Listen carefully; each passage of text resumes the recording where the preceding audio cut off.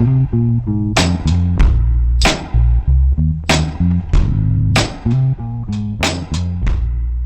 I was in film school, two of my roommates they dipped out, and they were trying to, or they became like producers. They were building their own career, and one of the first jobs they did was um, they linked up with the director Will Eubanks, who now makes like really dope films.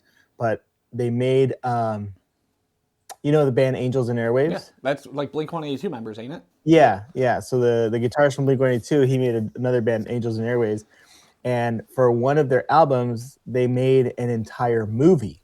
Holy shit.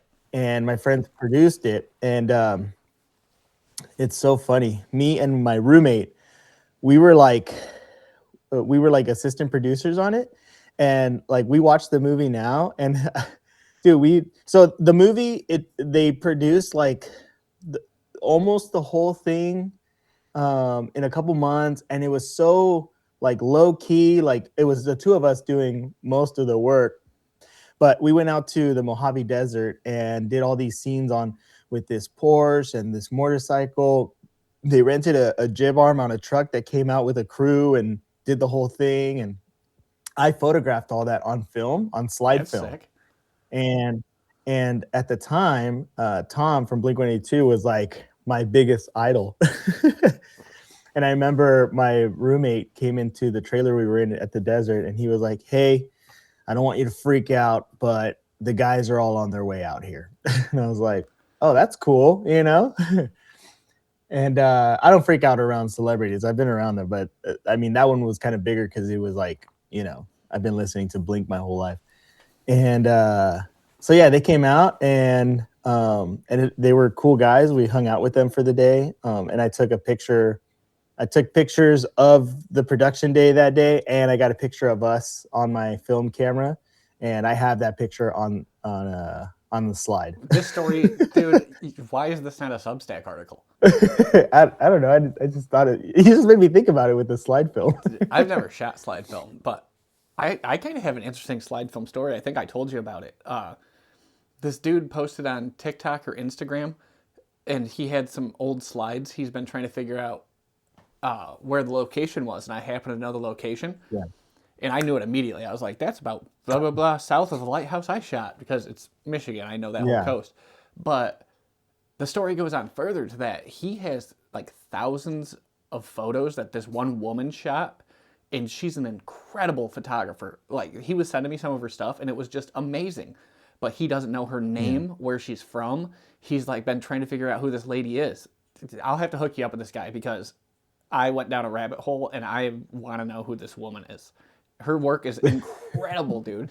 And a lot of it's slide film. Some of it's like Kodachrome and shit. But the only thing he knows is that she worked in medical, and she went to Hawaii in the 70s. And she like traveled all over the world.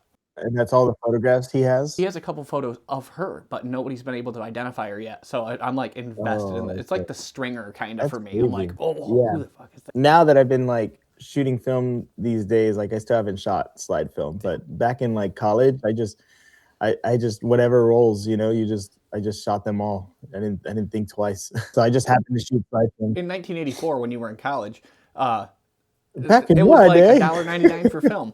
Thanks, Fred. Back in 1984. I wasn't even born yet. I was still 5 years away when you were graduating. The real date when I was in college is still hella old. What year did you graduate my college? teenager. 07. That's the year I graduated high school. Oh, nice, dude.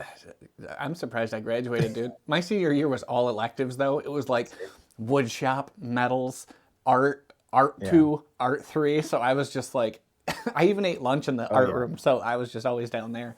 But it was super easy. I had to take one government class, and then I was done. I had a bad senior year experience of high school, because I did whatever in high school. I was like a skateboard kid. I didn't really care, and I just barely got by. But the end of my senior year, or the summer before my senior year, my dad had a major heart surgery, and it like threw us all off. Like, he ended up being fine after the surgery, but like it was a lot for our household. And senior year was tough. I like wasn't going to any of my classes. I was just doing really bad. And my last semester, or what is it? Yeah, my last semester, the last half of my year of high school, I had to take like 2 night classes. I had 7 periods. Holy Like I shit. was just in school the whole time. Yeah, yeah. I had an intervention with my counselors, and they were like, "If you don't do this, you won't be able to graduate." I'm like, "All right, let's do it." And I Fuck. had school all the time. Yeah, I screwed myself, but I graduated, but barely. Dude, it sounds like you lived in one of those movies where like the token white lady comes to town to teach the underprivileged kids or something, and like she's the one who like you're the side character in a Michelle Pfeiffer movie. I Like was. Dangerous Minds, was that what it was that she was in? It was like, how do I reach these kids? I don't reach. I was one of those kids who needs reaching. No, and then of course film school came around, and they're like, "We'll take you." Do you want crippling debt and massive depression? Hello, I am Sally Mae. Nice to meet you. It's like Yale University reaching out and ruining people's lives that even show a little bit of art skill. Did you get reached out to by, yeah. or is that where you went? That'd be even funnier. No, what was a story? Because I probably have something similar. Oh, they offered me a full scholarship. I went all the way out to Chicago to check it out. Like I toured their campus for a day and a half, and then they're like, "This could all be yours." And I was like, "Great, I'm on a scholarship." But they're like, "Yeah, but that doesn't include books, certain classes, blah blah blah." And by the time they told me everything that was allowed and wasn't allowed, I was just paying full price if I wanted to go to college. So I was like, "I'm not doing this." I went to Brooks Institute of Photography in Santa Barbara, and it was a pretty good school. They were around for 90 years, and a lot of like famous photojournalists, photographers have come out of there. So it was a decent school, but the financial side was run by Sally Mae pretty hard at the time. So fuck Sally Mae. They're like, "You don't have to worry about money at all until you graduate, and then you're in severe debt." Yeah, here's your crippling debt and predatory loans. No, it was bad, and the way they did it was really bad. So bad that I'm a part of the advocacy group that sued them, and is like also going after like the federal education system. And but yeah, the group that I'm a part of, they won a case a couple years back, and I had 2 of my private loans completely taken out. Really? Which was huge. Yeah, it was really huge. So I did 1 semester of community college, and it cost me $1,500. I had to take out a loan for it because I was like, hang on. By the time I paid it off, I paid them almost $9,500 for 1 semester because of how predatory the loan was. Eventually, I was like, "Fuck you guys." That's insane, dude. Yeah. Send it to collections. No, Sally Mae and was like making up students' names and like to add to, I don't know. There was this whole fraud thing happening at my school at the time, which like I said, it was pretty sad because the school I went to was like well known, well regarded. They were around for 90 years. I read they stopped being a school like 10 years ago. Something happened. They got a new owner, and they were expanding. They already had 5 campuses. They were building a new campus in downtown Ventura at the time this happened. But the owners, I haven't looked at it since, but at the time when this happened, the owners up and left. Oof. Like they just dipped. And like the school year was about to begin. There were students from all over the world that had already traveled down here to be in school and start the school year. And the owners just up and left. And everything was left pretty bad for a while. I would be devastated. And that was the end of that school, which is really unfortunate because, like I said, they've been around for a long time. They had 5 campuses. It was a really cool school to go to. I won't lie, but it was expensive. We're living in the time ago again. We're reflecting back on a better past when you didn't need just YouTube University like I went to.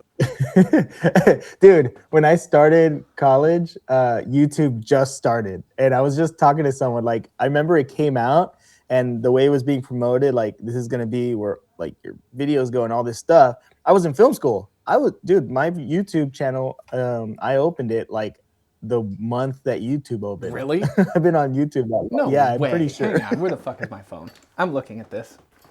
The one that you're still posting to? Out? I think I have to go to your About You section. You gonna prove how long I've been on YouTube? I'm curious about this now. How do you? Where does it say? What's it under? Is it Del Toro photo?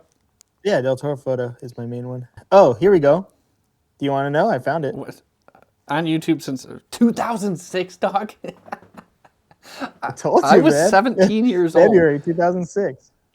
February 2006. When did YouTube start? Let me see. When did YouTube go public? When did YouTube go public?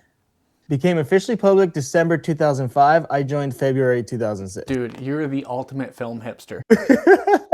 You've been around since I was 17 on YouTube. I told you back in my day. Back in my day, we had to wait an hour and a half for a YouTube video to load. I remember all the eras of YouTube, man. It was cool. What's the deal with the Rico? Why'd you jump on that? Oh, I've had this. I've had this for a while. I know, but just recently you were like, I'm gonna shoot with the cameras that I don't like or something. I got it back from a buddy.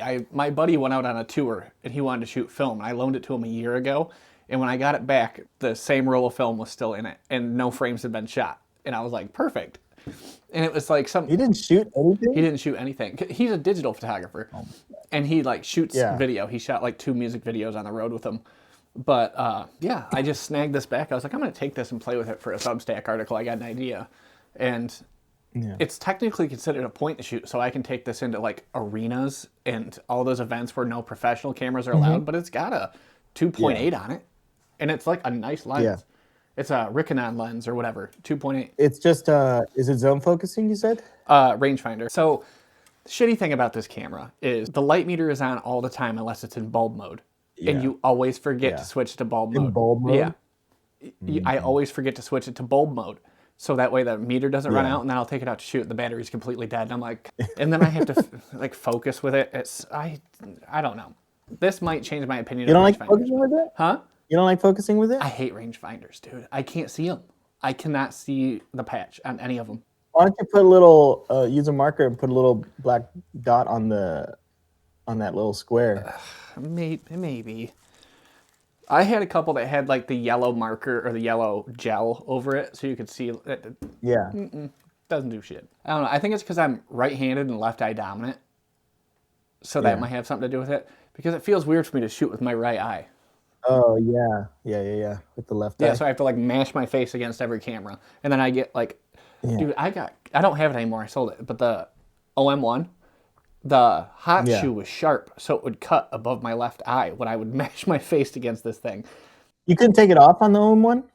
I had the 2, and you were able to. I took that thing off, dude. I hated that thing. It just stuck out. Yeah, it oddly, hurt, dude. You know, I would have like cuts. If you watch back some of the early episodes of the podcast, I probably have like 2 scabs right above my left eye from the OM1. Yeah, but I sold that to somebody on Threads actually, and then I'm looking back through my folders recently. I was like, I shot some good shit with that OM1, and I'm like, I'm not buying another one because I didn't Those like things are good cameras. Man. They are, but I don't like the ergonomics. I don't like that all the controls are on the lens barrel. I hate that. And this has that too, where I have to like. No. I miss my OM2 only because it was my only all black. No, I lie. I have an A1, but it was all black, and the size of it was so small. I love that thing, dude. Yeah. That's what I miss about it, because I could fit that. I could fit that in like an inside jacket pocket. The reason I've been carrying this lately is because it fits inside my flannel, and I'm like, ooh, yeah, and it fits in my back pocket. This is what I'm going to be firing up here soon. Oh yeah, dude, nice! I can't wait to see that. This is a Jess present. Is that going to replace your A1? Not like you're not going to get rid of the No, A1. no. I'm thinking about getting another one. My neighbor across the street, he got back into film, and he had been messaging me. Him and his girlfriend had been messaging me. You know, like first they bought a point and shoot off of me, but he also has like a little Rebel G, and with a 50 millimeter, and they go like. They're little adventures, you know, they go hiking, they go climbing together and stuff. And they've been taking all these pictures. And then he recently been wanting to upgrade. So he had a bunch of questions. I was like, come over, I'll go through some of my cameras, and, you know, you can ask questions. And I was showing him, introduced him to like rangefinders, and his girlfriend. Yeah, she fell in love with the Canon QL17, the one that looks like the Rico. Yeah. and she's like, oh, and I was showing her how to focus with it, and she was like, this thing is cool. I mean, the camera's pretty, man. Like, it's such a good, awesome camera. And then they really liked which one was it? The viewfinder in the Nikon FE, and I was showing him how to meter with it and all that stuff. And then he had found an A1 online, and this is where it all started. He had found an A1. I was like, oh, come over, I'll show you mine. And so he was messing around with mine, and I was just showing him the different cameras, the different viewfinders, explaining stuff to them.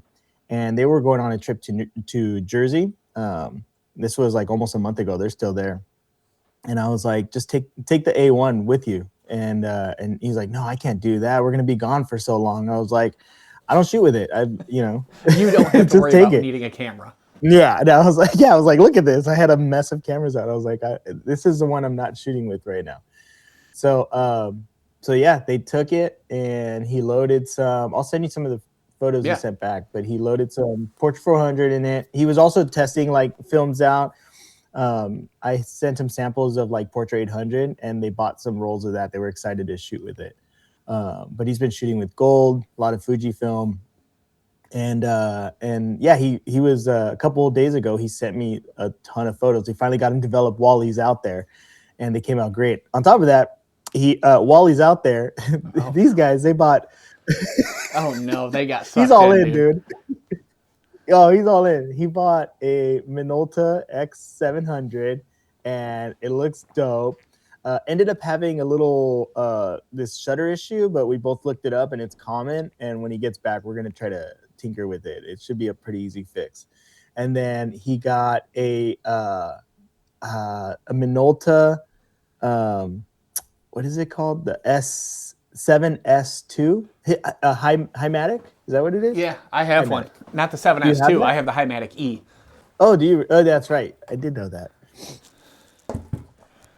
That bad boy. Yeah. Dude, someone online is selling the Hymatic 7. I don't know if it's a 2 or it's not the E. It might just be the 7. Really close to me for $100, and I'm staring at it. No, eBay don't do it. eBay it. eBay's more. No fucking way, dude. So yeah, dude, it went up. The story on that camera is it was here when we moved in. It was in the basement down here, and I found it. I found that. I found cool. This old Polaroid land camera, and what else? Oh, no, it wasn't that. This Brownie box camera that I actually have film for, and I'm gonna shoot. Nice. Well, you haven't shot with it yet? No, I haven't shot with it yet because this shoots 620, and I never had any 620, never looked any of it up. And then when Jess sent me all that Ektar portrait shit, there was a roll of 620 in there, so I was like, damn it, now I gotta shoot. Really? Yeah. And you can reuse the spool to load 120 on it. No, they got the Minolta, they got the X700, and gosh, he got like 3 cameras. Hey, damn, dude, he's down our path soon. You corrupted oh, this dude, man. He went all in. It was so funny. Let me see. I got the pictures right If he's interested in an Argus, let me know. Dude, no one's interested in an Argus. Hey, have you shot that C44 yet? I might this weekend, actually. Oh, he got a Minolta XD11. XD11. Those are pretty nice. Dude, Jess sent me a Minolta too. It's the XGM. And that's kind of a sweet camera. It's super clean looking. You shoot with it yet? No, I haven't. Dude, I haven't shot anything. Are you kidding me? I'm living in fucking polar hell. It's 9 degrees today. Yeah, that's pretty. Oh, you hear that? Yeah. It's a pretty camera. God, I want a Minolta. I want an X700. Oh, wait. One more thing to this story with my neighbor. Yeah. He's all in. He sends me a picture of a suitcase with a bunch of gear. Yeah, I don't know if you can see Yeah, I can see that. A family friend passed this camera down to him. That's how deep he's in. No. It's an Olympus OM2 full kit. Full kit? Dude. Yeah, that's a small fortune. How much are those going for? Olympus full kit. Olympus OM full kit. Well, I mean full kit because it's in a suitcase with a bunch of stuff. I'm curious about how much this thing's worth. Dude, just that camera alone is going for $109. Mm-hmm. So that's got to Dude, I sold remember I had the OM2 and I sold it with 3 lenses for $250. Really? I got rid of that OM1 for $100. I was like, please take this fucking thing. Yeah. It was Yeah, I not. think if I had one lens, I probably would have been in the 150 range. But those 2 lenses, they were both very solid. And I mean, I sold it right away. Yeah, those OM1s go so fast. Dude, the OM1 fandom is like, those people are all in on the OM1. They get very aggressive when you like mention anything bad about that camera. And I'm not saying it's a bad camera. It's a phenomenal camera. It's just not a camera I like. Just pokes your forehead. Yeah, it just did not mesh well with my body shape. Apparently, it's not for plus size they're like, it's not the camera, it's you. So what did you get for Christmas? I want to know. Oh, for Christmas, yes. I got I don't have it on me, but I got a Ridge wallet finally, and it also doubles as a color card. Yeah, dude, that thing's sweet. You sent that to me the other day, and I was like, this thing's fucking awesome. This would make life so much easier. I mean, with Maria and I, there's not a whole lot of, like, we know what we want for each other, you know? Like, we send stuff to each other constantly throughout the year. So I had already been saying I'd been wanting to switch to a Ridge wallet for a while. And then, like a month ago, that one came on my page, and I sent it to her, and she never said anything. So that was a nice little surprise. I got that. And then I knew I was getting filmed because she asked me like 10 times what my favorite film was. She needed to know for sure. Like, yes, all of it. But she ended up getting me a roll of Lomo 800, which I love. Portrait 800 is my favorite film, but Lomo 800 is probably like pretty close second. I love Lomo 800. Have you shot any? But I haven't shot with it for a while. Not yet. The one she got me for Christmas, I haven't shot yet. Have you been shooting much? Kind of. I shot. So I got a Fuji Discovery point and shoot that I gifted to my brother for Christmas because him and his wife are going to Italy for his birthday. That's right. When did they leave real quick? In April. Oh, okay. Because I'm sending. This is that. Yeah. Where the fuck did it go? It's over here somewhere. But there's something I'm sending out that Spotmatic tomorrow probably. I just haven't yet because I'm bulk rolling the rest of the FP4 800T, and then I'm throwing in some SFW too. What's Seattle Filmworks? What's this? Oh, the Seattle Film. Yeah, I'm excited about that. Yeah, but they're going to Italy. But my wife and I came up with that idea maybe like a couple of days before Christmas, and we're like, "Oh, that's a good idea." So I literally have this box here. Let me show you. Dude, you're just creating multiple people who are going to get obsessed with film photography and end up like us. Look at this is literally just a box of point and shoots. Dude, holy shit! What point and shoots you got in there? Dude? They don't all work. Oh, they don't all work. Oh yeah. Talk about more cursed cameras to send you. Yeah, I need to hang on. I want to show you this thing because it's a cool looking camera. It just sucks. Oh, it's right here. Oh yeah, the star. Dude, I've seen this thing. It works. No, and you've posted photos with it. No, haven't you? No, but it's like, yeah, the flash works. Everything works. Auto advance, but it's got like. Maybe I've seen a video, like a YouTube video on it or something. Probably. I feel like between the two of us, we've watched every YouTube video on every camera known to man, except large format. I don't know. I'm still finding. I'm in the deep web watching like super small creators YouTube videos on film. Watching people like it's their first video. You're the first subscriber, and they're making like pinhole cameras out of pop cans and shit. So the Fuji Discovery, I had that one, and I've shot with it before, but I just wanted to make sure it was all good. So I put a roll in it, and like it was before Christmas, so I spent like 2 days just slamming out photos on that thing. And then for Christmas, I loaded some film on the contacts, so I can shoot. You know, like we went to my brother's for Christmas, and then we had our own Christmas Day at the house. So I spent 2 days it was all just like family photos and stuff. So I have been shooting, but it was more personal than anything, you know. Well, so you got your Ridge wallet, you got some Lomo 800. Was there other goodies that you didn't share with me yet? I mean, I'm trying to think film-wise. Not really. Did you get the token underwear and socks that every dad gets? So I asked for socks from my mom every year because she used to. It's so funny too because in the beginning she would be like, "No, I need to get socks. No, you need something else." I'm like, "You don't understand. I ask you for socks every year, and these are the socks I rock all year." Yeah. Yeah, and then next year I get Give new me the socks. Give me the socks. And so she gave my brother and I both socks with like a $50 bill in them. Oh, nice. And I used the 50 to go buy all that black and white film I showed you the other day. Yeah, I'm excited to see what you do with black and white. Yeah. Yeah. Oh, I told you, or I don't know if I told you I loaded the camera with the HP5. Yeah. And I'm pushing it 2 stops. I never shot anything that night, but it's already loaded. I already wrote +2 on the film, so and the camera's set to ISO 1600. So I'm shooting HP5, pushing it 2 stops. Developing it rod now? Yeah, that'll probably be my first film I develop with raw now because I still haven't. Oh, really? You still haven't developed? Didn't you order? How long have you had it? It's been like a month, hasn't it? Doesn't it last a lifetime? Yeah, oh, yeah, dude. I still had. I think. How long does a fixer last? I think on one of our first episodes when we first talked, I showed you my bottle of Rodinol and how long it lasts. Dude, this is still the same bottle. It looks a lot sadder. It looks like it's been through hell and back. It's not good, but yeah, that shit lasts forever, dude. That's funny. You can use a clip from like the first episode trying to convince me to use Rodinol, and here we are now. Right, dude.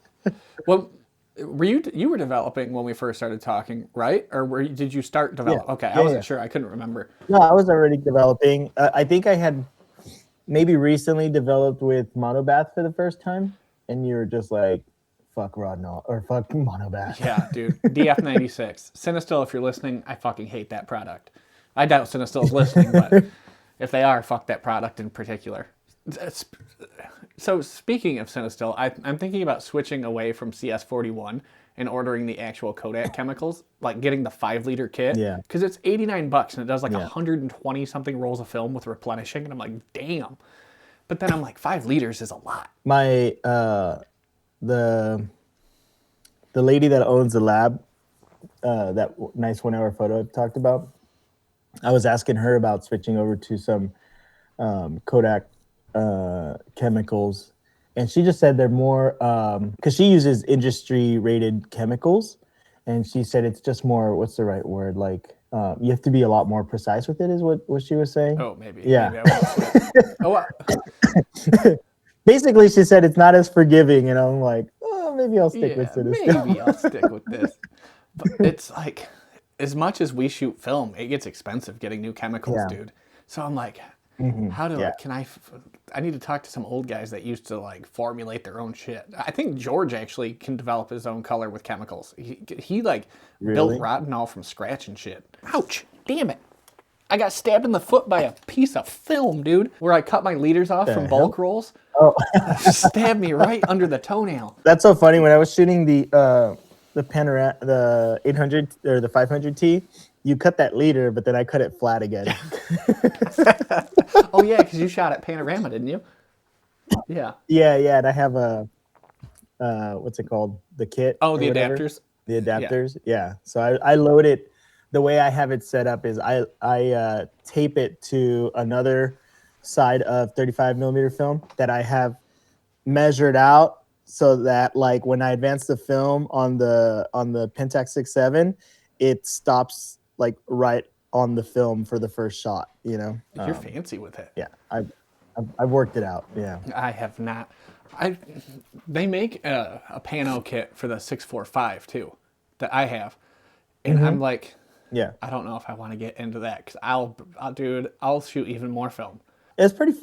Then why not? Because I'll shoot so much more film, and like, yeah, I'm not really dwindling because I have 2 full bulk rolls I haven't broken into yet. But like, now I'm paranoid about the film fridge with the way costs are going on film. Yeah. Except the new Kodak film, that shit's still like $8.99. I mean, the adapter's like $12 or something, isn't it? The adapter's like $12, but the amount of film I'm gonna have to spend is like, I'm gonna spend so much more. You got a ton of bulk rolled. You're good. Yeah, but Dude, I'm excited to shoot that bulk roll 800. This is film is all we got, man. No, we have digital. Why the fuck are we shooting film? It's like we have the greatest cameras ever invented at our disposal. We're like, nope, this camera from 1976 is where it's at. I know. I have my wife has the Fuji X106, and I've shot with it a few times. I think I think one time I even wrote a post with it, like, "Oh, I'm gonna start shooting digital." And I took like 5 photos and then went back to film. Yeah, you're like, no, the G1's too good. For the record, I am a digital photographer, but when it comes to like just personal stuff, I just like playing with my digital cameras. You mean you're not a digital bigot? So what's it like being a famous YouTuber again? A famous YouTuber? I wouldn't say all that, dude. It was fun making a YouTube video, though, I will say. If only somebody had said months ago that you should start making some videos. I know. I just didn't have anybody pushing me or believing in me or. Dude. No, I think it was a good video. Yeah, making one of those videos had been on my list for a while. It's just time, dude. Like I don't have any time. And you saw back in these last couple months, like for a while there, I wasn't even shooting anything for fun for a while. But as soon as I got some downtime, then it was on. Yeah, you made a whole YouTube video. And it was fun. My buddy Mo went out there with me.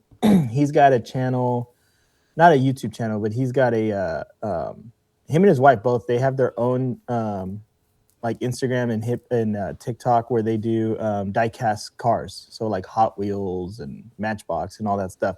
They're huge collectors, and that world in itself is like really big.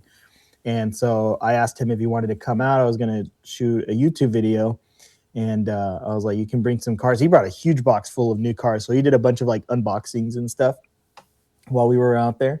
But yeah, we spent like more than half the day in the desert just shooting around. I thought it was going to be a lot easier to shoot that video than it was. Dude, no, it's way harder, man. I think the hard part was I love Joshua Tree, and there's no lack of photo opportunities there. But like once you're in the like, okay, what do I take a picture of next? You're like, more rocks. It just starts to like blend together. You're like, I don't know what to do next. So, and then plus the driving around, like Joshua Tree is, like the roads are 25 miles an hour and it's long. So like just getting around the park, you're easily in there for 4 or 5 hours, I would love it, dude. I want to go there. I'm coming out there sooner than later. And I want to go to Joshua Tree. We'll go do that negative influence photo walk. That'd be rad.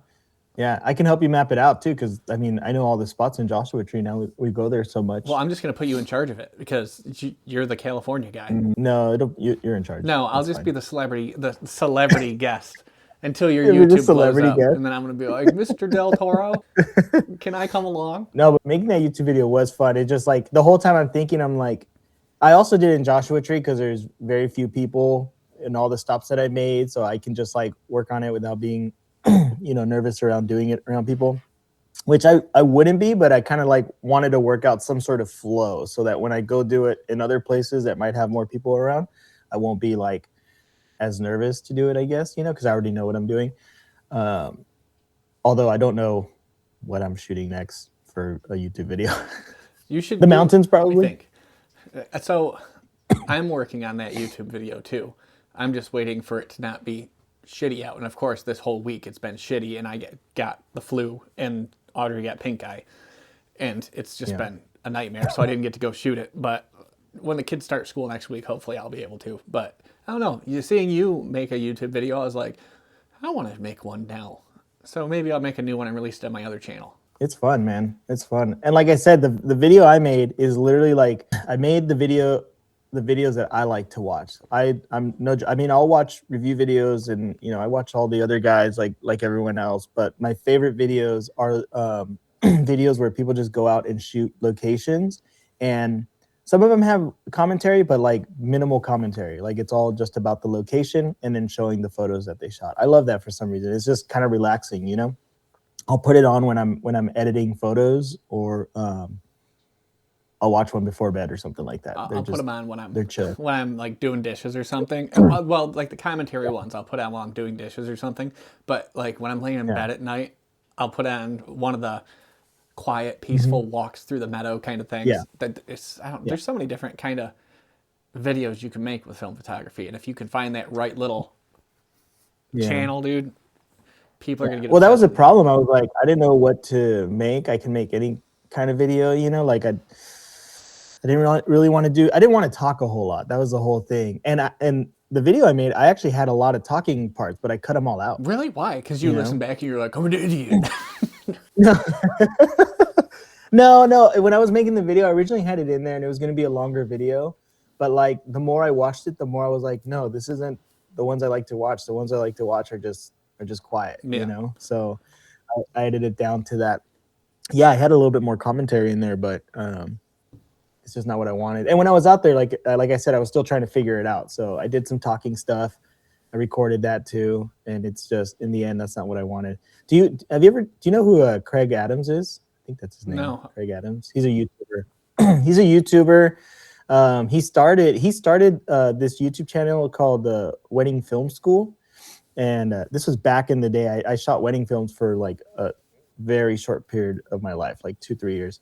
And when he started this, he was one of those first guys that was like vlogging him shooting weddings and like explaining how he did stuff, and it turned into a whole huge channel. He ended up selling the channel, and it's still run today by like 3 dudes, Wedding Film School.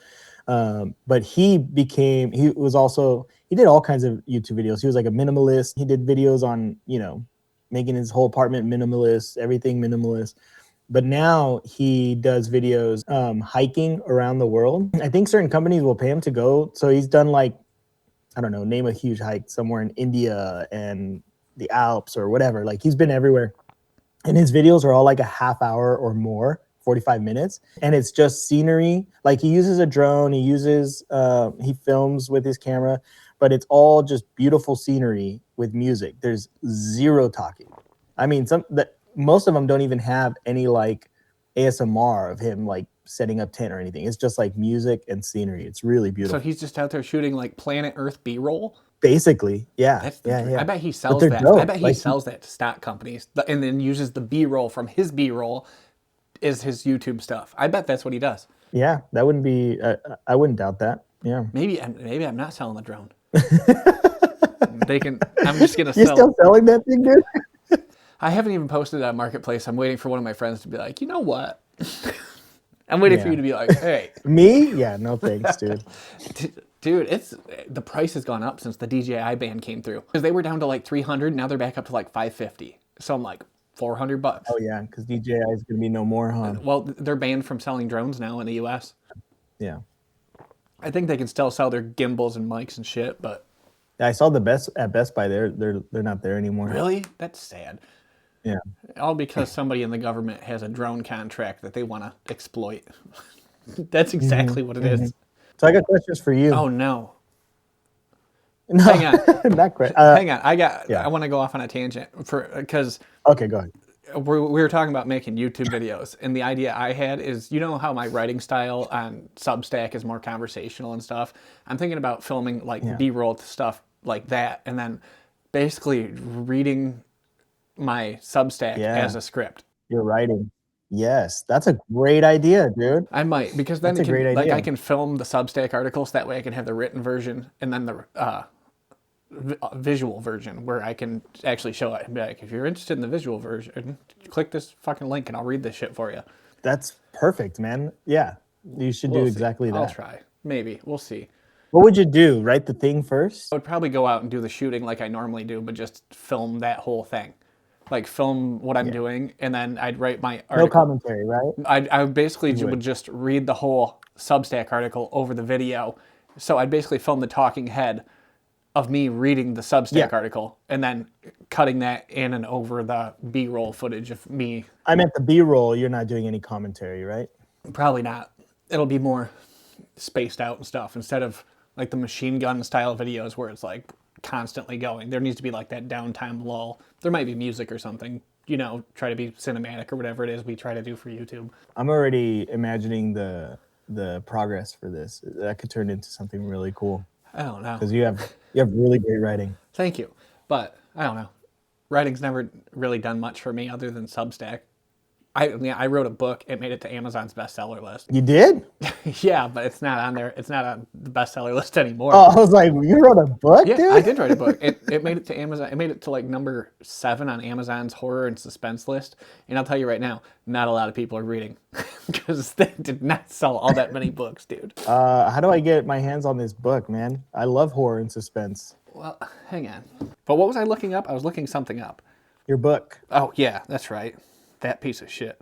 Just send me a PDF. Oh my god! You know what? I think I have a Google Doc of it still. Oh, it's free on Kindle Unlimited. Is it really? Yeah, I think you have that as long as you have Amazon too. Yeah, I'll text it to you. But keep in mind, we did not have a professional editor for this. Don't make excuses. Be proud. What's it called? Vera. Vera? Yeah, nice. It's about a chick that was in an abusive relationship and then goes to find herself and finds a bear trap in the woods. Oh, cool. Well, this is a perfect segue. Where did you get your writing style? Because you are like an amazing writer on Substack. Thank you. I have always written. I remember being in like 7th grade and I wrote this story that made my teacher cry. And it was about this old guy that made friends with some like young girl. Her parents weren't around all that much. And then the old guy gets hit by a car and dies. And I watched my teacher cry in class and I've been seeking that high ever since. So when you discovered Substack, was that just like, oh, this is, yeah. What were you, I mean, you wrote a book before then. What was your outlet before for your writing before Substack? So I have like 4 or 5 90% finished books that are sitting in my Google Docs folders and in various hard drives. And some of them are good. Some of them are bad. Like there's like, and it's all kinds. There's horror. There's a children's book. There's like a Willy Wonka, like young adult style book, like a Roald Dahl style. That Megan and Audrey inspired. It's called The Cheese Goblins. And it's like very, do you remember that old 90s movie, Little Monsters? Ben Savage was in it. Yeah. Howie Mandel played Maurice or whatever. It's kind of like that, but like the world they go to is made completely of cheese and ran by goblins and shit. But I don't know. It's just, I've always kind of written short stories and started and stopped books. But I don't know. It's like writing never really, I'm bad at endings is what it is. So they all just kind of sit in hard drives and everything. So when I can collaborate with somebody who's like, I'm like, where's this story going? Because I don't map the story out. Yeah. I just write as I go. And I've just discovered that Substack works better for that because you don't have to tie up all those loose ends. That's true. Yeah. Yeah, and I think I function better writing from like a conversational rather than a narrative. Well, your writing style is really cool, man. I mean, your storytelling is really good. When do you write? When? Yeah. All the time. Anytime like the mood strikes, I'll start writing. Yeah, there isn't like a certain time of day or anything. Like a lot of the times, those Substack articles aren't really all that planned out until I'll go out and shoot and not have an article in mind. And then I'll sit down and look at the photos and whatever mood strikes, that's what I'm writing about. Unless it's like specifically focusing on something in photography, like when we did that location swap kind of thing, then I'm like shooting with that in mind. But if it's just like a normal roll of film where I'm out shooting, I'll just tell the story about I was nervous to do that just from the writing aspect of it because, you know, like, dude, you're going to write this like beautiful excerpt or whatever, and I'm just going to be like, oh, I took some photos in downtown. It was cool. It was fun. Smiley face. I know, I don't know, like writing for me is like having a conversation with myself, and I talk to myself all the time, so it's pretty easy. Yeah. Especially, so I don't do it now, but I noticed it when I was doing the YouTube stuff. When I was mic'd up, I would be talking out loud to myself and use some of that stuff in the finished script. If I liked what I said but didn't like the way I said it in that, I would apply that and then write it out in the script. So recording myself, and I think you'll discover it, recording yourself in the field when you're doing like YouTube videos and stuff, that'll contribute heavily to your script. Because you'll be saying shit out loud, and then when you get home, you just blank on everything that happened or what you did, even if you filmed it. My bloopers are all just me messing up my lines that I'm making up in my head as I go. Dude, you need to make a blooper reel. Those do really well. My friend was like, my friend that was helping me record, I would like not be able to get the line out that I'm trying to say, you know? And like I said, I'm making it up in my head as I go. And he was like, would you be more comfortable if like you did this or that? I'm like, no, man, what's happening now is just what happens. Like, there's nothing that will make it any better or worse. Like, I was like, you don't see me when I make my videos in my garage. It's literally like a half hour of me going, hi. Oh, okay. Hi, nope. Yeah, like that blooper I sent you the other day where I'm just like, dude, Yep. Jess wants me to post that so bad. It's pretty funny, dude. I'm thinking about putting it on That's TikTok. funny. I'd be interested in seeing you do the YouTube with your writing over it because, I mean, with your on Substack, it's like your photos with your writing on it. Yeah. It's already interesting that way. But it'd be interesting to see it over some video, you know? You'd have to add some music to it too. Yeah, that's what YouTube audio library is for. You got to go to no attribution required, so that way you don't have to be proactive and write out all the credits for the musicians. I spent so much time looking at music or listening to music on there for that video. It made me miss. I had a subscription to Soundstripe and I recently canceled it because I just haven't been doing as much video gigs on the side, so it wasn't worth for me to keep it. But their music library was awesome, and as soon as I made this video, I'm like, why didn't I just hang on to it one more month? The one that's been advertised to me a lot is that audio.io or whatever. I don't like it. Yeah, I have a feeling you're gonna be on there just like, no. You know what I mean? Like it's just not gonna be right. Unless they want to sponsor this episode, and then they're great. They're phenomenal. Like they're the best company that's ever been made. Don't get me wrong. I'm not super against AI. You know, I think a lot of it's bad, but you know, a lot of it is in our tools that we use all the time now. Like there's a ton of AI in Premiere Pro that I use all the time. You know, that people don't really think about a whole lot. That's been in Premiere Pro since before AI was in a conversation. You know. Yeah, I use AI for editing the podcast now because otherwise I was spending so much time editing this. I'd have almost a full week of work out of the month doing 4 podcasts a month. And I'm like, I can't maintain this. So I use AutoCut, and AutoCut will not only cut down the podcast, it'll create clips that I can post that it like evaluates the level of viral effect it may have. I think it's fucking horribly calibrated based on my experience, but it does great for cutting down the podcast. It'll cut out awkward silences. You can do like all kinds of shit with this. I'm like, damn. That's what it's for, the mindless task. It's not for creating the art itself. It's for like delegating the shit you'd like. Exactly. And then there's going to be the editors who like, well, my job. And I'm like, I edit too, dude. I don't care. I mean, that's gonna happen too, and that's the unfortunate part, you know. But it's also not going anywhere anytime soon. So the one thing, so it's only $14.99 a month for this AI system, and it will evaluate multiple takes of the same line and choose the best one for you. If you're like doing like a narrative video, like if I'm doing a YouTube or something, it'll choose the best take that it thinks will do the best. And I'm like, what? And I'd be interested to see that. Yeah, and then it's like 2 or 3 clicks to go through all the takes and see which one you want to use. Like, damn, that makes life so much easier. How does it decide that though? That's the thing, because I'm thinking at my work we film talking heads a lot, and we do multiple takes just to make sure we got it. I mean, even if they're read perfectly every time, we'll change the inflection sometimes, or just little minor things. And it just makes me think, like, how the heck does it decide? Because we have, you know, certain standards why we make decisions on which takes to go, especially the content we're making is educational. Like, how the heck would it decide which one is the best take? I don't know. You know? I think it has like a language learning model in it, and just like based on what humans respond to. There's a whole bunch of metrics that they put in that I have no idea about. Dude, I just tapped my earbud and it started playing like YouTube porno sounding music. And I was like, what the fuck? You mean the intro to Negative Influence? Dude, people have made that comparison before, and I think it's hilarious. Real quick, I didn't know who Bray was. Yeah. And I just went to your episode with him and saw his profile. I was literally watching one of his videos yesterday. I was watching the one where he taught the Bronica in some island he went to go shoot a wedding or something.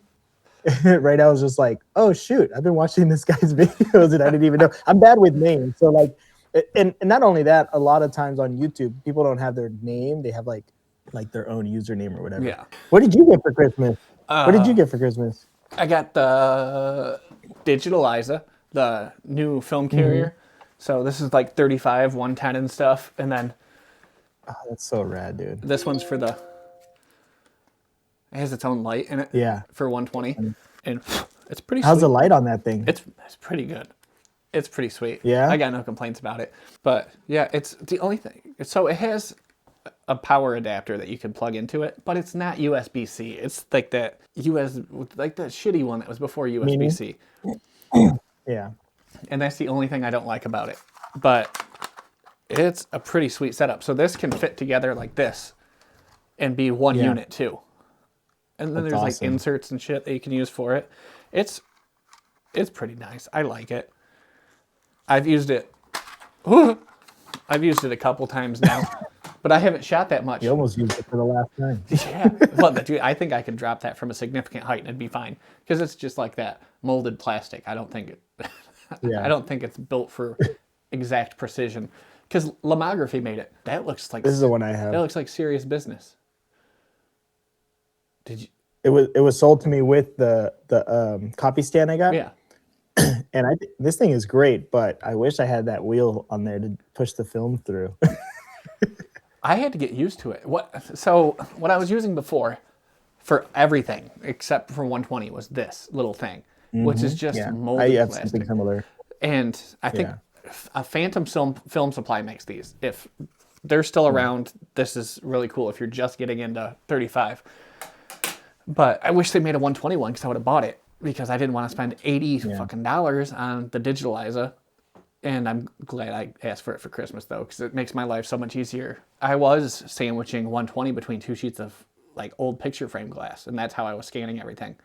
And then I'd use Polaroids as the mask. I'd just put Polaroids across every frame, and I'm like, this is too long. I'm doing something similar with those panos because I run it through. I can't run it through this because this has it like dips down and then dips back up, and that dip is not long enough for the panos. You could stitch it. So I don't want to stitch it. I want it in one go. So I use this. It's 6x7 medium format one. But I just run it through the top, and then I have to mask here, and then I still have to use the thing to cover up the light around it. It's just, the setup is all messed up when I'm doing it. Dude, hang on. I'm going to show you. That's how I was scanning it. Nice. Dude, film photography is so hood. Like, it's fucking rigged, dude. What is that sitting on? It's sitting on something. Oh, it's sitting on the diffuser. Please don't break. That's hilarious, dude. This is what I use to block the light from coming into. Let me see if I can find this. Fuck, I can't. Dude, I built a home. I was so cheap, I would even buy a film, like one of those things you set your phone on to scan. And I built one out of cardboard. Me and Megan sat down one night and built it. And it was just cheap, flimsy cardboard that leaned one way or the other. And you had to like lock your fingers on the phone to get it to stay in place. It was very, very rigged. And that's how I scanned film for the longest time. I was going to say that's like one of those costs that you should invest into because like why shoot film if you're not going to get decent scans at least? I think my investment was pretty cheap. Like the light was only like $50 or something like that. And then I got these in a set of 3. They came with this one 6x6 and 35. I think I got them on one of those Chinese websites for like $8 or something like that, you know? Yeah, you can't pass up so a deal like that. The investment was pretty low. You can't beat that deal. And then I bought a new tripod that was able to, flip the head upside down so that you can So I think that was like $100 total for scanning. Basically, I already had the camera, I already had the lens, the macro lens, so it was a pretty cheap investment. You got the macro lens. You're fancy, dog. So I figured out I have a really good setup for 35 now. Oh yeah, it's the Nikkor 55. What do you use the 7.3 to scan, don't you? The what? What do you use to scan? Which camera? Oh, the 7R3. 7R3. All right, so I use the 7.3 to scan, but I've got the macro tubes figured out so well on that now. Like it's the interchangeable ones where you can mix and match sizes, to where the 35 will fit in the entire frame and leave just enough space to get the white balance. And dude, I can get better resolution from the 35 than I can from 120 right now. I have to switch to 85 to scan the 120. And I'm like, and change heights, it's a nightmare. But that's something I'll fix down the road. Because I have a home-built copy stand. It's just a piece of black pipe on a plywood. Yeah, but it looks like mine. It's real rigged. And I think I have less than $30 into that copy stand. It's the only thing I don't like about my scanning setup is that I have a magic arm that holds my 7.3, Oh and it yeah, can like yeah. get out of level and stuff. So I need to get one that like locks it level. That's why I only have to worry about one way of leveling it instead of up and down. You should just figure out how to attach something else that's not a magic arm on there. Just like a plate on something. Well, so I know there's these like the video clamps that you can use to attach to C stands and stuff, where they like Oh yeah, clip yeah, right to it and they keep it completely level. My buddy has some of those. I'm yeah. gonna try that, and then I might order some. But we've been saying that for like 6 months, and I just haven't yet. Do you ever look for them on? Because I found mine on OfferUp, which is just like marketplace. Dude, offer up here is a nightmare. It's just people trying to sell drugs and OnlyFans. I hate No, OfferUp. ours is good. Ours is just as good as marketplace here. Really? You guys have like a Yeah. more metro area. You have more people than where I live. And I don't want to drive to Detroit to get anything. Dude, I don't want to go to Detroit for anything. When we went to the Wings game the other night, I was like, fuck. Yeah. And then Megan drove, and I was like, perfect, because I don't want to. You got some great photos from that game, though. Thank you. You said you're waiting on chemicals, right, for the color film? Yes, sir. It's labeled hockey. But I shot it on Fuji 400 and pushed it to 800. So Yeah, yeah. That's why I'm excited to see that. I don't know how that's going to go. I haven't seen.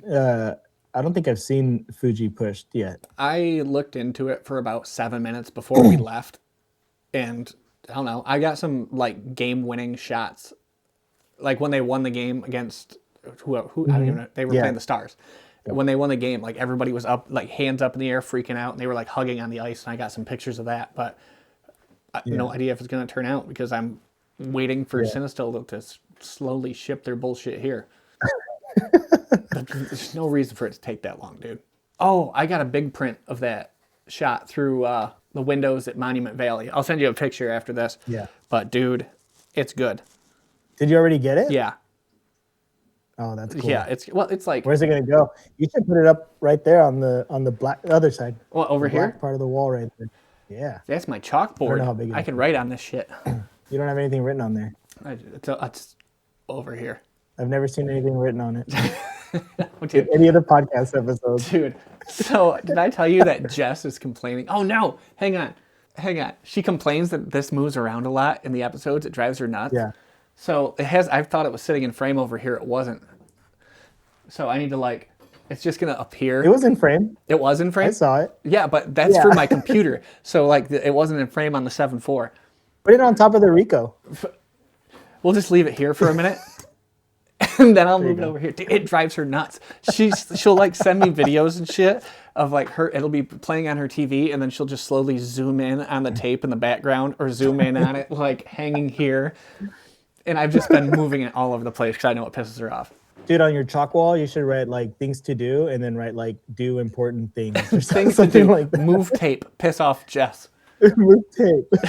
I mean, we went off on multiple tangents. I was gonna ask you about Arizona, but I don't know if you want to get into it. That's a whole thing. Yeah, dude, Arizona was sweet. I want to go back immediately, without question. I've never experienced the desert before. That was so cool. You took the whole family out there. I mean, obviously you were getting married, but that's pretty rad. Yeah, usually when we take trips, the kids come with us. And I think the only time we've taken a big trip without the kids was when we went to Colorado, and that's when I was going to propose to Megan.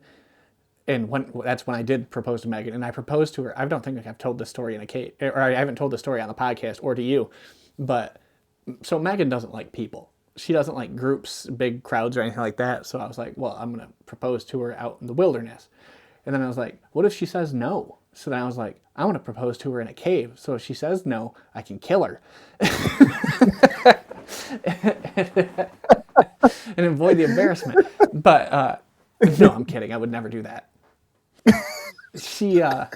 I proposed to her in a cave out in Colorado. There was nobody around. Nobody else even parked at the place we were at. And it was the coolest place we went to the whole time. Arizona with the kids was different because they got to experience it, and they're older now because we've been engaged for 2 years, I think, 2 or 3 years now. I don't know. It was just fun. The kids are older, so they're going to like retain those memories of like, I saw the Grand Canyon. Yeah, they were at a good age. Yeah. Yeah. And I think the next big trip that we're going to do as a family is probably going to be Hawaii in a year or two, which If you've never been to Hawaii, dude, I've been. the depression after Hawaii. It's like, it's one of those places you're like, this is the best place I've ever been, until you come home and then you're like, that was the best place I've ever been. What I remember from Hawaii is I bought all these Hawaiian shirts, and while I was in Hawaii, I didn't wear an undershirt, and the shirt was open the entire time, and it just felt right. It worked. And then I came home and tried to like put on the same. I didn't even buttoning up the Hawaiian shirt. I put it on and I was like, this doesn't work here. This only works in Hawaii. You feel like a dipshit wearing it. You're like, Yeah. I don't wear Hawaiian shirts, but I bought some nice ones, like because my brother got married on the beach out there, and we bought I bought a really nice Hawaiian shirt that like also worked as like a good. It was just like dressy, But yeah, out there it just worked, and then here you're just like, what? So you guys are planning to go to Hawaii? That's going to be your next big trip together. That's the next big one. But I don't know, man. I kind of want to go back to the Southwest now. The desert was so fucking cool, and it has everything I want to shoot. And I know like Hawaii is cool to visit and stuff, but as far as photography goes, I feel like it's like everything's a photo there. Well, that's what makes it great. Yeah, but it's like very touristy style photos, and like I don't necessarily want to shoot the touristy type stuff. I'm gravitating more towards the storytelling. When you go, I can send you some suggestions too, because my brother, he's got friends and would like travel to Hawaii often. So when we went, we did some touristy stuff, but we also did a lot of not touristy stuff, and I think that's where you can find the photos that you're looking for. Which island did you go to? We went to Oahu. Okay, so we're gonna go to Kauai. When we went, we hiked Waimea Canyon, and the amount of like crosses and memorials along that trail, right next to like impending death cliff. Yeah. That's why we waited for the kids to be a little bit older, so if they fall, it's their own damn fault. Yeah. I want to go back. I just know the depression after. I'm already depressed thinking about the depression that's going to depress me.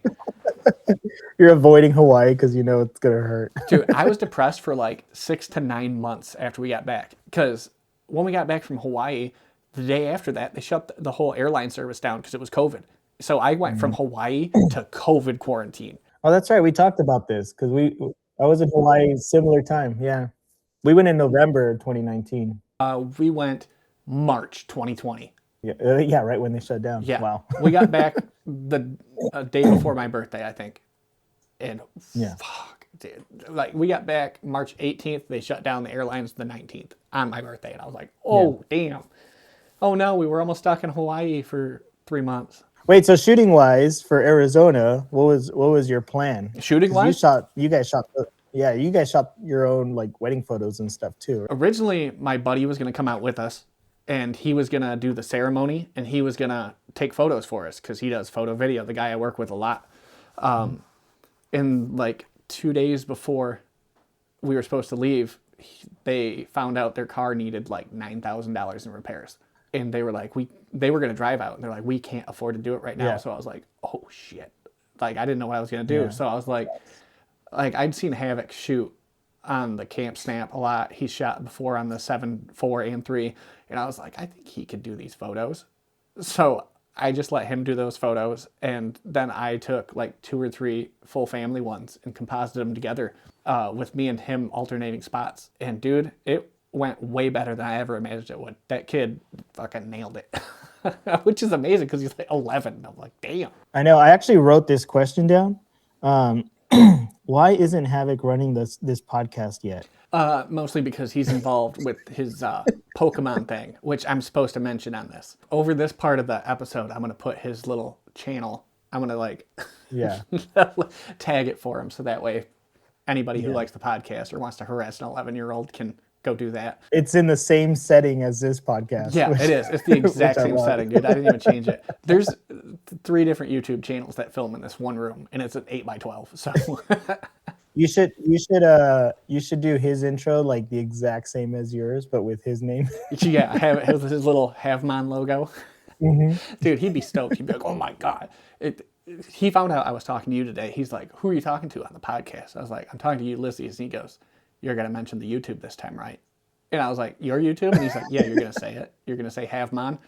And I was like, "Yeah." He goes, "Spell it." So it's HAVEMON exclamation point. And then just put Pokemon if you can't find it. But He's going to be very stoked that I mentioned it and spelled it. He's pretty good.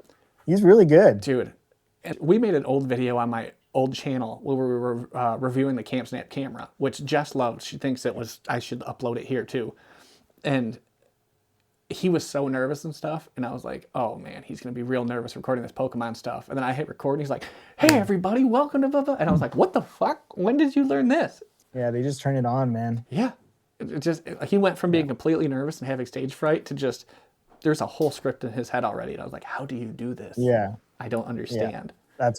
Yeah, he's an amazing little dude. His photos on the CamSnap are next level, dude. Like, he killed it. He'll be very excited to hear that. But did I show you the little camera he got for Christmas?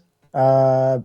What did he get? Hang on, I'm gonna mute this and yell at him. I'm gonna have him bring it. Was he shooting the whole time you guys were out there? He shot for like 2 days, I think, and then the CamSnap kind of bricked, and then I fixed it. It like locked up, wouldn't load, wouldn't do anything. It went into like a boot loop, and then I went in, deleted all the software from it, and then reinstalled new software from their website, and then it started working. But CamSnap got a strongly worded email from me for a second. Yeah, my wife is curious about the new CamSnap. The CS Pro? Mm-hmm. Dude, your What's hair up, man? is wild, dude. Oh, yeah, I think you did show me this. Did I show it? Dude, that's so cool. Havoc, your photos on the CamSnap are sick, my dude. Thank you. Did we charge it? Oh, hang on. Have you shot on this thing yet? No. We're gonna make a video on it. He wants to make a video. But yeah, dude, like I was telling your dad that you guys got to record your next unboxing video already. Yeah, he's got a bunch of Pokemon. I said the name of your channel, and I even spelled it. There. So you can stop asking me about it. You remember when we were supposed to record a while back, and then we didn't end up doing it because one of us was sick or something? But yeah, the Chuzhao. Yeah. It's sweet. We got to go out and shoot it. That's cool, man. I can't wait to see what the photos look like on that. I'm kind of excited to play with that little camera. It's 12 megapixels, and I've shot portfolio shots on the CamSnap. So I'm kind of interested to see how that goes. I love how stoked he is that you mentioned his channel name on here. Dude, he's very excited, and I think he's got like 23 subscribers, and he's like, I need to up those numbers. After he started his channel shortly before I did the Jason episode of the podcast, so he's like, I'm gonna catch you soon, and I was like, no, you're not. You don't understand what's coming. I tried a new thing this time where I included our faces over top of their image, and I feel like, I don't know, people like to see the face, I guess. I did a lot of studying because I gotten a lot of comments recently. They're like, oh my God, you have 70-something videos and you don't have that big of a following. This is good content. And I'm like, help. Please fucking tell a friend. Would it help to, I'm curious, okay, because you know how I said like, oh, I don't recognize, sometimes I don't recognize the guest, but then I'll recognize like their profile picture. What if you use their profile picture? Would that do anything? It might, but then I'd have to actually remember to ask for their profile picture, but then I'll snag a still. But getting their face on there is definitely like the move, I think. Yeah, I think that's what it's been missing. I'm gonna run it and see how it goes because I didn't even look at analytics on that yet. I'm only interviewing an Emmy award-winning famous YouTuber. I like how only one of those things are true. You just said. And it's still kind of wild. Right? I want to win what's it called? A Webby? That's what they call the Internet Content Creator Awards, a Webby. Mm-hmm. I'm never going to win a Webby. Yeah. I'm not Rhett and Link or... Doesn't YouTube do like streamies or something like streamies? That? I wish I could get the streamies. I think so. I don't know. I feel like I could get 1 million streams on Spotify and I'd make like 75 cents. That'd be a nice boost in budget. Are the numbers over there pretty good? The numbers over there are great, except you need insane metrics to monetize anything. Like, you think YouTube's bad? It's like how different it is. Dude, you think YouTube's bad? Spotify is nuts with their metrics. You need like 10,000 watch hours a month. And I'm like, a month? Like, I don't think I have 10,000 watch hours in a year of doing the podcast. Yeah. You might now, don't you? No. I think, yeah, you know what? We are going to check metrics. It's my show. I can check anything I fucking want. So I can tell you on what I have on YouTube for watch hours. 5,600. That's pretty good. It's pretty good, but Spotify wants 10,000 hours a month, I know. Dude. A month, yeah, that's wild. And like 4,000 subscribers, and I was like, I didn't even know you could subscribe to shit on Spotify because I don't use Spotify. Everything I listen to is on YouTube, and then I have to listen to the ads. But my metrics, because I haven't uploaded a video in years, it just like spiked. Yeah, dude, your video did pretty good. I think it did all right. I don't have no idea what it's at right now, but last time I looked, it was at like 200 views or something. I'm like, all right, that's cool. Was your click-through rate good on your? Did you like evaluate click-through rate or anything, or did you just throw it up there and just? Here, I'll go to it. Where did I click all that? I don't know. I don't know what I'm doing. I'm not a YouTuber. I hate to be the bearer of bad news, but you are 100% a YouTuber now. You put out a film vlog, so you are him now. I can't even find where the analytics are. I usually. Do I go to the actual video? Yeah, you have to go into YouTube Studio. I feel like a boomer right now. You're close to that line. I'm 40 dude. now. You're close to that line. I grew a small following on YouTube when I had the podcast because I would post all the audio episodes there. I only started doing video towards the very end of me doing a podcast, and then. Well, you're gonna have to start doing a podcast again, dog, and then automate it to AI. I'm trying to talk Jess into doing one. You and Jess should do one together. Oh, that'd be fun, actually. That'd be really fun. Jess is so cool. I'm just not interested in filming and editing a podcast. I would not be able to use an AI editor. I would have to edit it myself. On and off on Jess. She doesn't know how to edit video at all, but she's interested in getting involved in it. So you should just be like, we'll do a podcast. You're in charge of editing. That's not a bad idea. So Dan and Hans are releasing Camera Phone. I'm interested to see how that goes. Havoc left them a message. He did? Yeah, I know. I saw. Did I tell you what he said? Oh, yeah, that's right. I did. I read it in the group chat, yeah. But they're doing that. And I was thinking, I'm like, what if I just had created a negative influence network? But I'd like to do like more short form videos as well. So it would be the same channel, right? Your channel, but all the videos get uploaded to the channel, all the different podcasts. Is that how you would do it? Either that or YouTube allows collaborations now where you can start a new channel and collaborate with the other channel, and both channels' audiences get the notifications for it. Like, so I collaborated with Bray on YouTube, and I collaborated with Keaton from Metal Fingers on YouTube, and their audience was notified of the podcast coming out. But it was from my channel. I guess that's a good way to do it. I was just thinking your channel would just become like the hub or the studio space for all these different podcasts kind of thing. If we all live closer together, that's pretty much how I would do it. That way I could produce from behind camera and stuff, but it's too difficult with Jess being in Germany, Hans being in Korea, Dan being in Canada, you being in California, but you have access to your own studio. So you could build your own studio in 20 minutes, dude. Mm-hmm. You could just podcast your little heart away. You could do so the segment I want Jess to do is I'm negative influence, and then she could be positive results, where she, so it'd be negative influence, positive results, and where they like send in, like photographers would send in photos, and she would give feedback about what she thought worked, and then basically do like a little highlight of that photographer. And I just thought that'd be a cool concept where it could be things maybe people heard on the podcast and then tried in real life. And that way you could show any positive effects that this fucking nightmare show has actually applied. Why don't we just do that like as an offshoot episode, like bi-weekly or something like that, that you can drop like on a different day, That's what I was thinking. Then I don't want to make her do it weekly because that's a big commitment. Yeah, well, that's why I said bi-weekly or once a month, whatever. It could be like a surprise episode here and there too. It doesn't have to be on a schedule, But I like maybe once or twice a month would be a cool thing to do, where it's like, and like you said, an off day of the show, so that way it just continually generates more buzz, more talk, more people see it. I don't know. Networking is the way to get anywhere in any career, and I'm networking my little ass off. My inbox is so full, dude, right now. Like, I dread picking up my phone in the morning. That's good, man. You're lining up some great people. The podcast is doing great, whether you think so or not. People love the show. I love it personally. It's great. I love everybody who listens to it, and people reaching out lately has been nuts. I don't know if it's the holiday season or what, but at least 3 or 4 times a day I get messages from new people, and I answer every single one of them, and I'm like, yeah, what's up, blah, blah. And then there's some people who I'm like, this is a one-time conversation, bud. I'm excited because I'm talking to, do you know Frostine Shake on Instagram? Dude, awesome photographer. Awesome.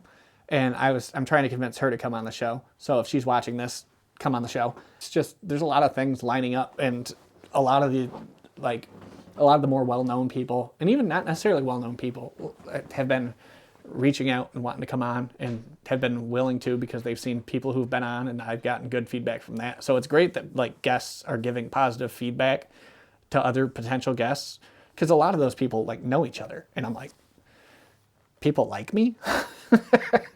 You're likable, man. And the show is fun. You know, there's I mean, there's not a whole lot of podcasts, I think, on film, or I know the few that are out there, but I don't know, man. This one's really good. Well, the one I'm excited about right now is Beergit and Sissy releasing theirs.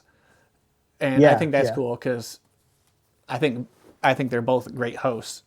Like Beergit was on here, and I should reach back out to her because that was a fun conversation, dude. Beergit was cool as shit. I've talked to her a couple times since then. Yeah. And I'm glad to see that those ladies are putting out a new podcast. I think that's great. So one thing I've learned based on metrics is that film photography is a boys club, because almost every episode I've released with a woman has like horrible analytics. And I don't think it has anything to do with the photographers themselves. I think it has everything to do with photography being a boys circle jerk. There's a lot of circle jerk talk on this podcast.